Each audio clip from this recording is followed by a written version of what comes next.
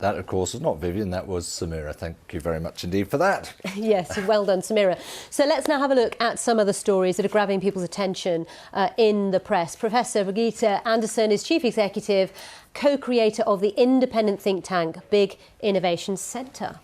Welcome to Work Life. Now, initially, you wanted to talk about the Financial Times coverage of the UN climate talks.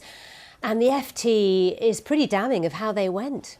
Yeah, but it's not only the FT, it's actually a whole range of newspapers that are quite damning. Literally, they have now been speaking for several days on the carbon emission trade. And this is really about carbon markets, where they clearly, the whole issue with sustainability and climate change is a global issue. So different countries have quotas, and then they can trade the quotas. But this whole thing of how to create the rules, norms and standards in doing that actually has been completely broken down. They couldn't agree on that. They couldn't agree also on kind of what the level should be of carbon emission.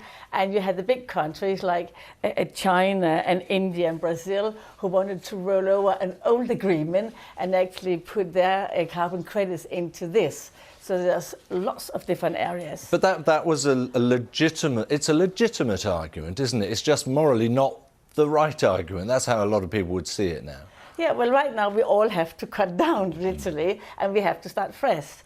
One aspect here is also that the very small countries, the islands, are complaining of a level of sea levels, storms, floods, drought. Well, they're having to grapple with the consequences of climate change right now, aren't they? Yeah. So my take on this is that actually it's not only about reallocating of kind of carbon footprints, but we really need to think more like innovation. We need to think more forward about what we really do to reduce it through innovation, to creating much more kind of renewable energy, biomass, clean tech, more batteries. So there are many different areas. Also, we can think about alternatives to plastic. So that's, yeah. We'll have a bit more on that in a minute in the programme as well, won't we? Yeah. Let's move on, if we can, to the Instagram story, which The Telegraph are among others who've picked up on it. Instagram users who capture photos with abusive messages will get prompts to rethink, little messages in their anti-bullying initiative. It's an initiative. Yeah, and actually it is an initiative.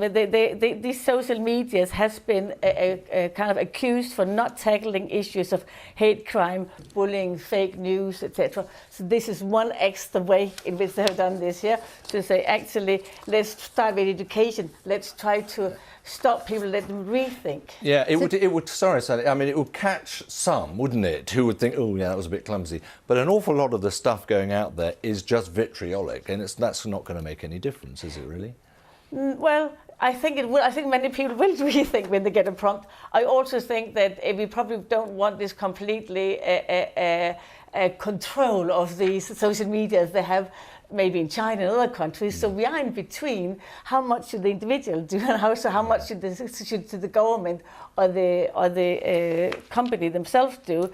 Again, here I think a major issue, of course, is education. It is also about digital literacy.